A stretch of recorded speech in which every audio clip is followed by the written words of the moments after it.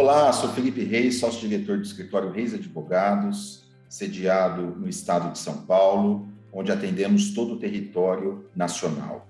E esta é a Reis News Entrevista. Hoje, diretamente de Portugal, recebemos Francisco Góes Pinheiro, presidente da Associação Internacional de Jovens Advogados de Língua Portuguesa.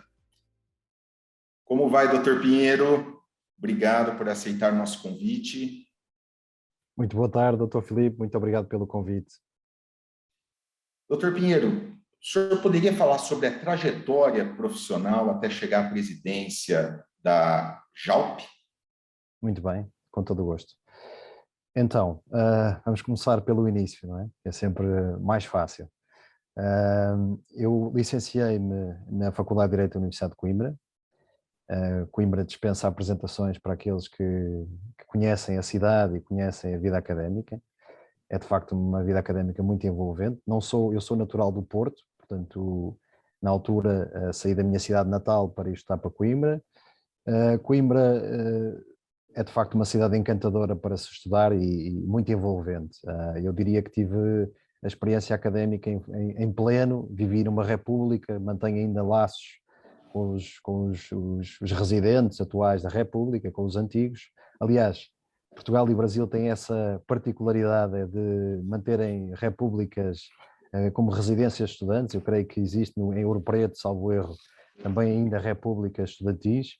E foi de facto uma experiência muito, muito positiva, muito enriquecedora, que vai muito para além do direito. Eu acredito que um advogado que só sabe de direito, nem de direito sabe. E, portanto, é muito importante nós, na nossa vida profissional, termos realmente uma vida pessoal enriquecedora e termos o máximo de experiência possível para podermos observar a realidade como ela deve ser vista. E, portanto, terminada a minha vida académica, que teve que terminar, obviamente, não poderia eternizar-se, iniciei a minha vida profissional. Desde o início que eu foquei-me e defini como objetivo iniciar o meu estágio profissional em Lisboa. Portanto, Lisboa é a capital de Portugal. Eu saberia que aqui teria mais oportunidades, tendencialmente, e a verdade é que assim foi. Portanto, iniciei o meu estágio profissional num escritório de tradição bastante reconhecido aqui em Lisboa, que me permitiu ter uma abordagem muito abrangente ao nível do direito. Portanto, eu diria que toquei em todas as áreas do direito, desde o direito público ao direito privado, e depois nas suas diferentes áreas de prática. Realmente foi muito importante ter essa experiência, e já lá iremos mais à frente, mas um dos conselhos que eu dou aos jovens hoje em dia é que tentem realmente, na sua fase de estágio, tentar trabalhar com o máximo número de áreas possíveis, sem prejuízo depois de virem a especializar-se num bem concreto. Mas, como referi, iniciei o meu estágio profissional, que na altura era bastante longo, era um estágio sensivelmente de 3 anos, tinha uma parte teórica e uma parte prática, que finalmente terminou, e quando terminou, naquele momento, houve uma convicção e uma necessidade da minha parte de começar a trabalhar com áreas que fossem para além do direito português. Ou seja, não sei se tem a ver com o facto da minha mãe ter nascido em Moçambique ou não. Estas coisas às vezes não se explicam, não é? Estão nos nossos genes, mas a verdade é que eu senti esse apelo de trabalhar com jurisdições de língua portuguesa, para além do direito português, e encaminhei a minha vida profissional nesse sentido. Portanto, iniciei, na altura, completei o meu estágio e depois iniciei a minha atividade na AVM Advogados, onde me mantenho hoje em dia, como associado coordenador, e já no decurso da minha atividade profissional, que já tem mais de 10 anos, entendi que fazia falta a existência de uma associação que congregasse estes advogados que trabalham nestas jurisdições e que promovam e possam promover sinergias entre si, tendo como denominador comum a língua portuguesa. Porque realmente não faz sentido que um mercado tão significativo como o nosso, em que temos a mesma língua, em que temos uma tradição e uma matriz jurídica, em alguns casos, muitíssimo semelhantes, noutros nem tanto, e também já lá iremos falar um bocadinho da nossa matriz jurídica e aquilo que nos distingue entre Portugal e Brasil. Mas a verdade é que existe muitos pontos em comum do ponto de vista cultural, do ponto de vista linguístico, do ponto de vista de usos e costumes, não é? Que nos aproximam e que, na minha opinião, fazem todo sentido potenciar como plataforma de networking, de rede profissional e realmente dar-nos uma dimensão no mercado superior àquela que temos. Eu dou um exemplo só, e nem, sem querer ser muito exaustivo, a arbitragem, por exemplo, internacional, envolvendo diferentes empresas ou indivíduos de países de língua portuguesa. Muitas vezes nós sabemos que as partes optam por recorrer a uma instância arbitral estrangeira, internacional, seja ela a CCI, seja o London Court of International Arbitration, que necessariamente terá como língua, na sua maioria das vezes, a língua inglesa, como língua de resolução do litígio. Ora, não faz qualquer sentido ter partes que falam português a discutir um litígio, uma disputa em inglês, porque isso naturalmente vai condicionar desde logo muitas vezes os advogados que intervêm nesse processo, que serão normalmente advogados de matriz anglo-saxónica, a acrescentar ao facto de muitas vezes o direito substantivo subjacente à resolução de litígio ser um direito que é de uma das partes, não é? Familiar a uma das partes, e que depois faz com que esse próprio escritório de advogados tenha que recorrer a advogados locais para os ajudar a resolver o litígio. Eu diria que quem acaba por sair prejudicado nesta equação é o cliente, porque evidentemente vai despender recursos muito superiores àqueles que o faria se pudesse desde logo discutir o litígio em português, com a ajuda de advogados portugueses, brasileiros, angolanos, moçambicanos, capacitados, plenamente capacitados para resolver aquele litígio em questão. E a verdade é que, se calhar, há 20 anos atrás, poder-se-ia dizer que os mercados de língua portuguesa, lusófonos, não estavam ainda suficientemente sofisticados para acompanhar e para ajudar a resolver este tipo de litígios. Hoje em dia isso já não acontece, não é? Felizmente, e Portugal e o Brasil até são daqueles que já estão bem mais à frente, então o Brasil eu diria que ainda está uns passos à frente do nosso nesse nível, mas a verdade é que Angola, Moçambique têm dado passos muito significativos no sentido de aperfeiçoar, de se tornar um mercado mais apto a receber esse tipo de litígios. Feito este parênteses, portanto, esse foi o nosso, digamos, o nosso motto, digamos assim, o nosso lema, criar uma associação que servisse de polo agregador dos diferentes intervenientes, os diferentes advogados inscritos numa destas ordens profissionais. E eu acho que não, a realidade nestas coisas é sempre reveladora se a nossa opção estava certa ou errada. A verdade é que com 1 ano e meio de existência não podíamos estar mais felizes com o resultado que temos. Portanto, temos mais de 250 associados inscritos na JALP.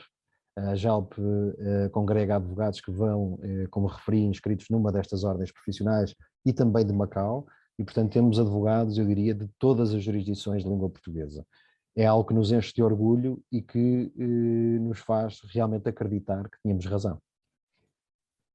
Uma belíssima história, doutor Pinheiro, e também aí o propósito dessa associação. De fato, nós precisamos de ter essa comunidade cada vez mais congregando, estando juntas. Isso é uma ideia muito importante que foi aí colocada, e com apenas 1 ano e meio de existência, a gente vê aí o crescimento e a importância dessa associação. O objetivo é, obviamente, agregar advogados inscritos numa destas ordens profissionais dos países lusófonos. Estou a falar de Portugal, de Angola, de Moçambique, Guiné-Bissau, do Brasil, Santo Tomé e Príncipe, espero não me esquecer de nenhum, de Timor-Leste, de Macau e da Guiné Equatorial, porque a Guiné Equatorial, como sabemos, também faz parte da CPLP, embora tenha também advogados fluentes noutras línguas, nomeadamente espanhol e francês. Mas esse é o nosso foco, diria.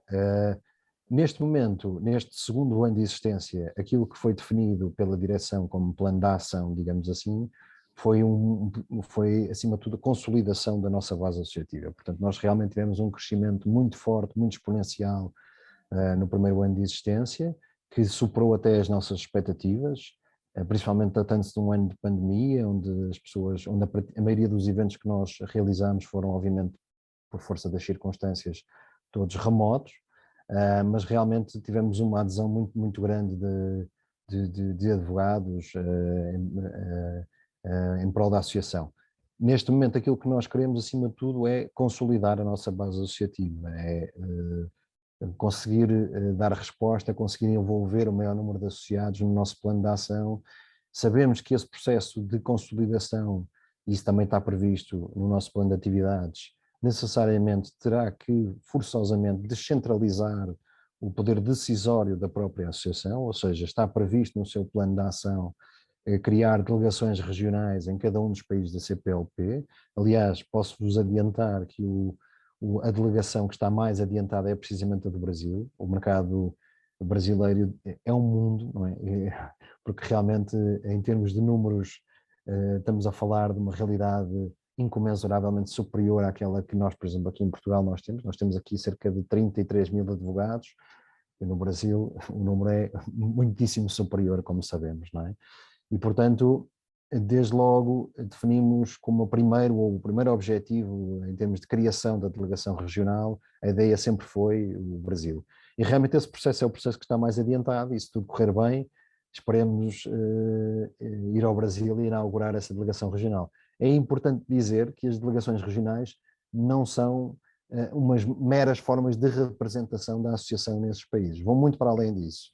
Ou seja, são associações autónomas criadas por advogados locais, inscritos, neste caso, na OAB, e que já integram a associação em Portugal, mas que querem desenvolver atividades no Brasil e, obviamente, para o fazer, e uma questão de proximidade, faz sentido que o possam fazer a coberto, neste caso, da JAL Brasil. E até nessa esteira, Dr. Pinheiro, do número de advogados que temos aqui no Brasil, de fato, temos um número de advogados bem elevado, mas até em razão da judicialização do nosso país, né, da quantidade de ações envolvendo o nosso judiciário. Então, de uma certa forma, pela territorialidade e pela judicialização, nós, de fato, temos aí um número bem maior de advogados do que Portugal. Mas, doutor Pinheiro, como você vê essa crescente número de advogados, jovens advogados, indo em busca aí do exercício da profissão, especialmente em Portugal? Eu vejo com muito bons olhos, honestamente. Eu acho que, aliás, nós temos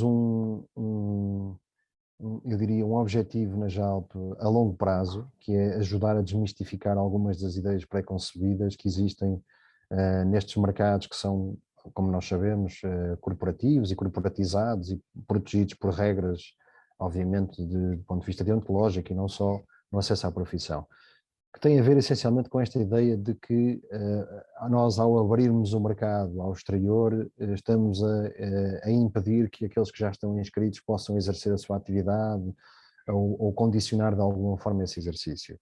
Obviamente nós temos que respeitar as regras aplicáveis em cada um dos países, temos que ter consciência que há países que estão em estágios de desenvolvimento diferentes do nosso e obviamente temos que ser sensíveis a isso, mas qualquer tipo de limitação a esse nível de números clausos ou fixar cotas, o número de advogados que se possam inscrever ou simplesmente criar barreiras para impedir que os advogados possam inscrever nessas horas, para mim não faz qualquer sentido.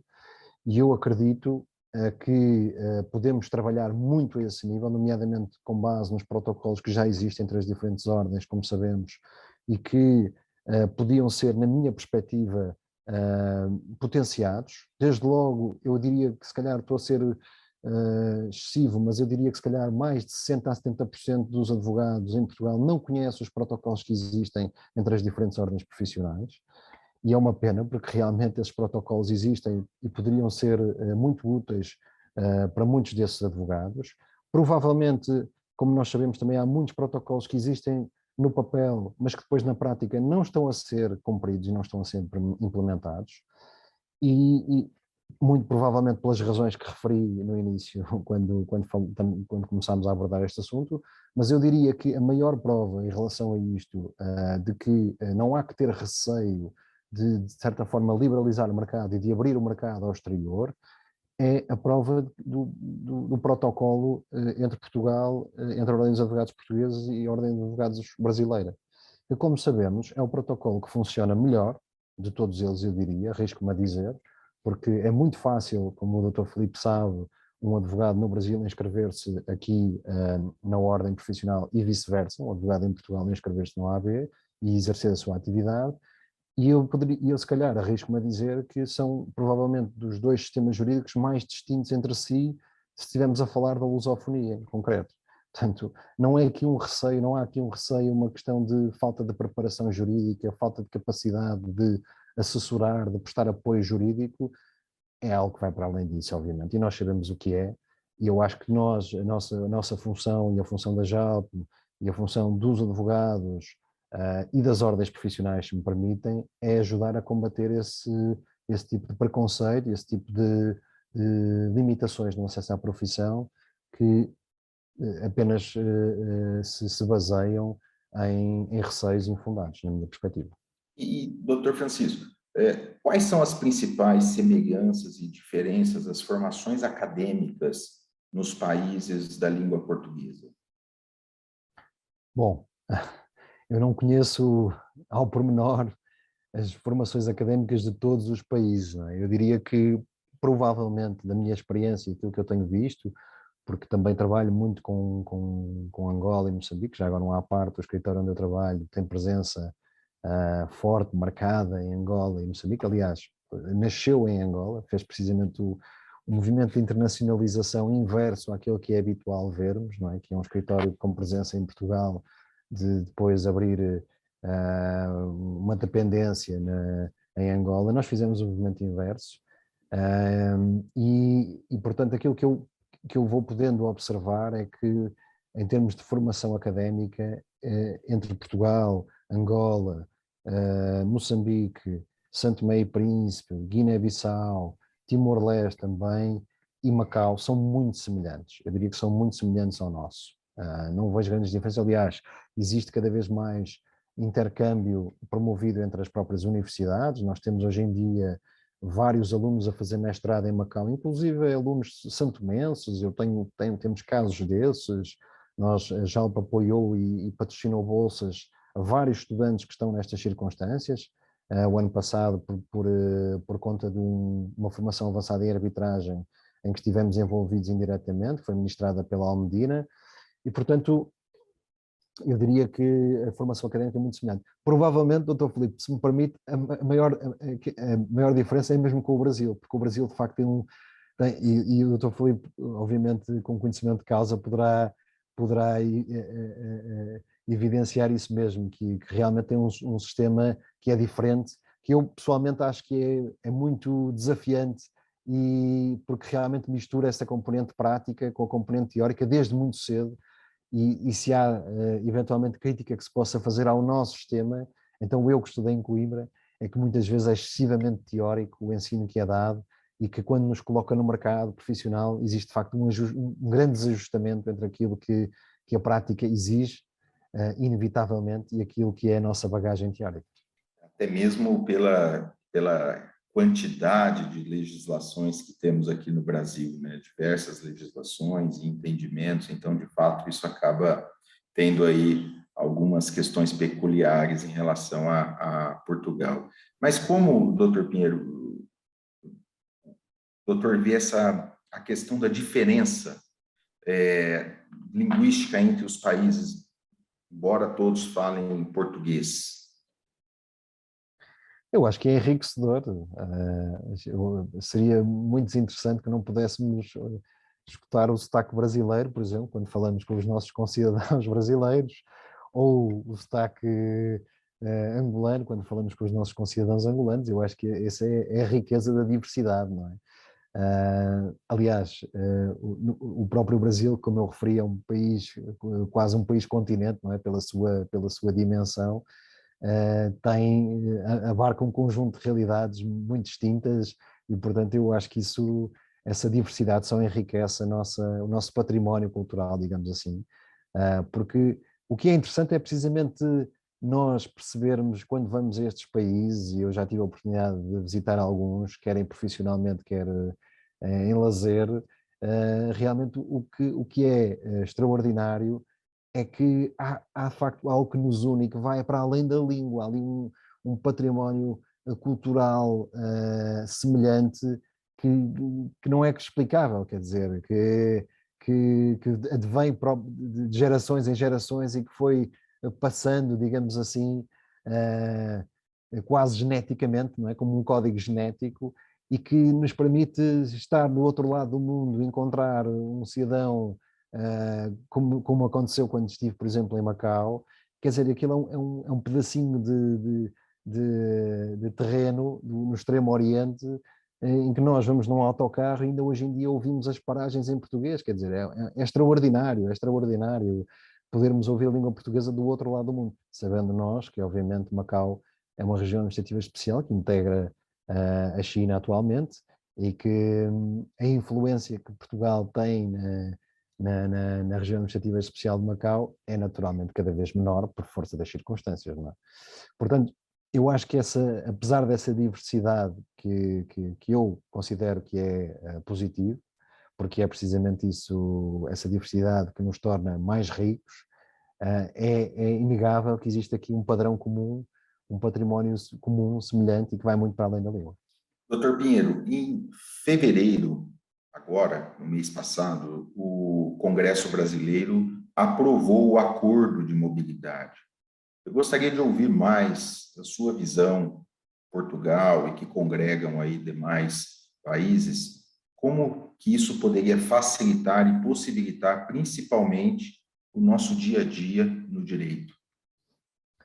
Muito bem. Doutor Filipe, eu lembro-me de uma das primeiras iniciativas que nós tivemos na JALP, foi a chamada JALP Talks, que eram basicamente umas conferências online em que tínhamos vários oradores de cada um dos países convidados, digamos assim, e um dos temas foi precisamente a mobilidade. Aliás, até vou dizer o título, que eu acho que é bastante claro e evidente em relação ao que se discutiu naquela conferência, que era mobilidade dentro da CPLP, da utopia à realidade.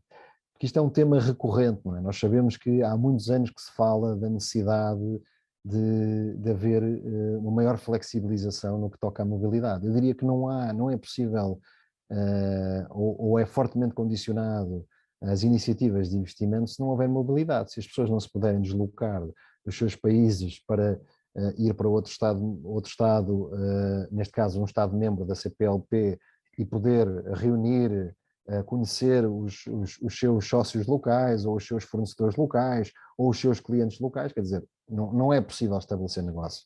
E por muito que a tecnologia hoje em dia nos ajude, e ajuda-nos realmente bastante, e prova disso foi estes 2 anos de pandemia que vivemos, porque sem ela não teríamos tido possibilidade praticamente de trabalhar. Nós sabemos que há coisas que só se fazem estando presente, não é? Obviamente indo aos locais, reunindo ao vivo com as pessoas, falando com elas, portanto, essa necessidade de criar laços de confiança é fundamental. E, portanto, para nós, a bandeira da mobilidade foi sempre algo absolutamente essencial.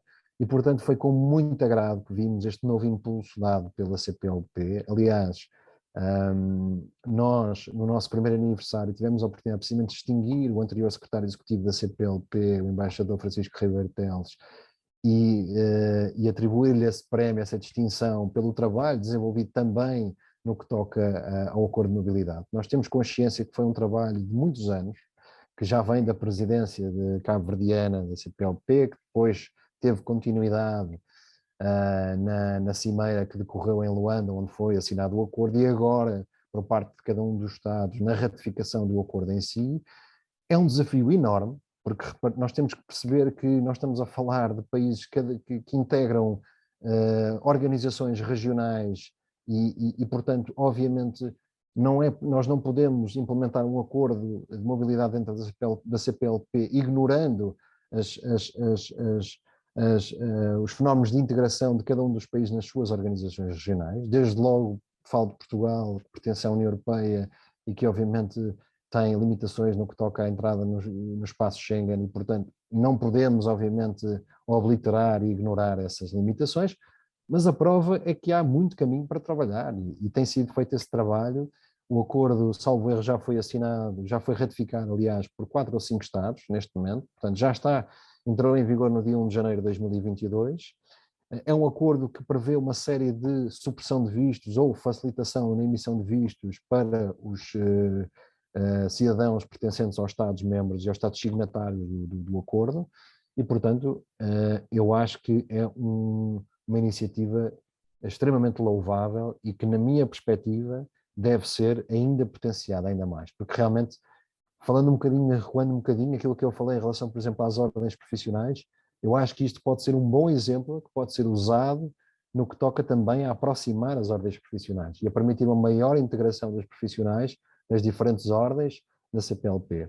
E, portanto, acho que este passo que foi dado pelos Estados-membros é muito louvável, tendo em conta o desafio que surgia inicialmente e, portanto, nós ansiamos, aliás, Portugal já ratificou o acordo e ansiamos que os outros Estados assim o façam. Com certeza, é um passo muito importante e cada vez mais unindo o Brasil com os países da língua portuguesa. Isso faz com que a economia acabe se integrando mais, facilitando emprego, facilitando a mobilidade. Com certeza é um grande passo que nós aí adotamos com essa aprovação e com essa união. Doutor Pinheiro, a JALP, voltando aqui, né, a JALP, né? Doutor Pinheiro, a JALP tem associados no Brasil? O que é necessário para ser associado?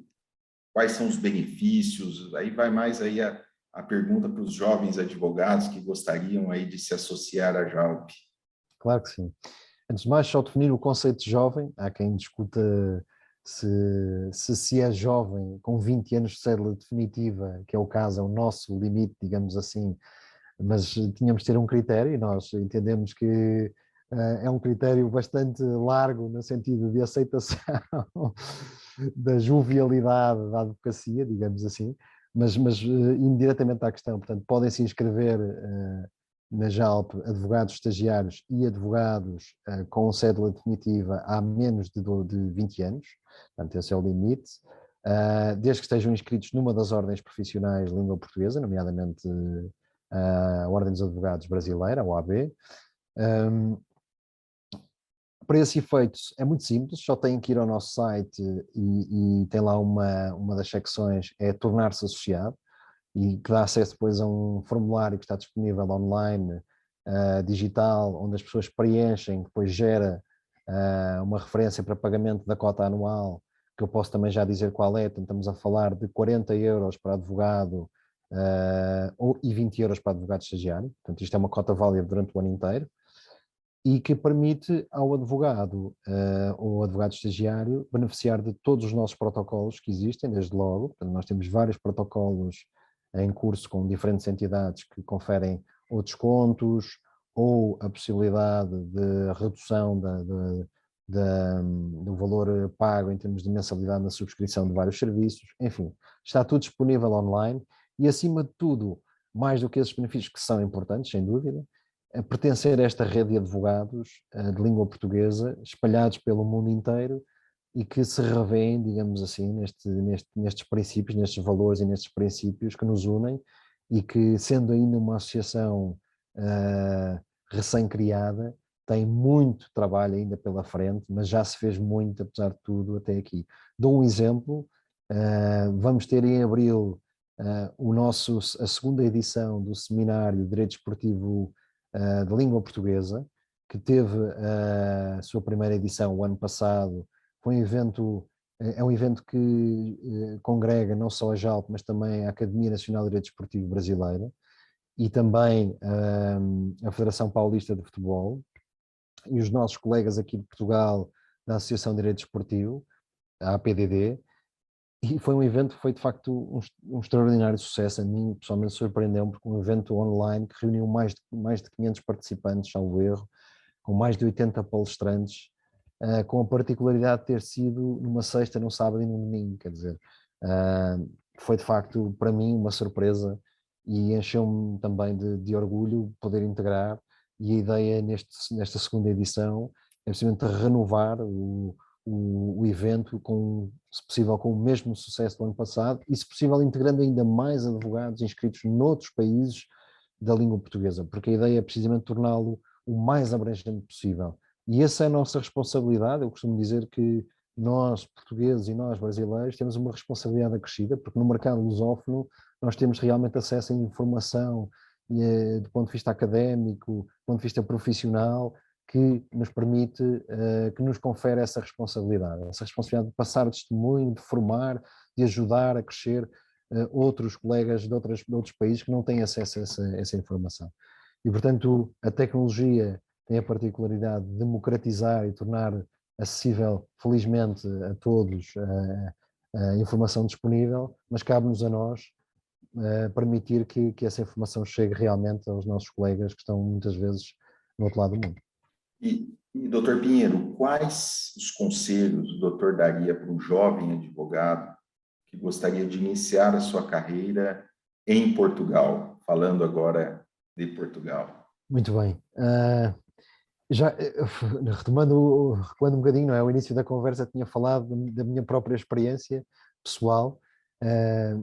Não direi que a minha experiência pessoal deve ser o modelo de referência para um jovem advogado, porque eu acredito que isto é como subir a uma árvore, não é? Há quem o faça só pelo tronco, há quem vá de ramo em ramo, há muitas formas de subir à árvore.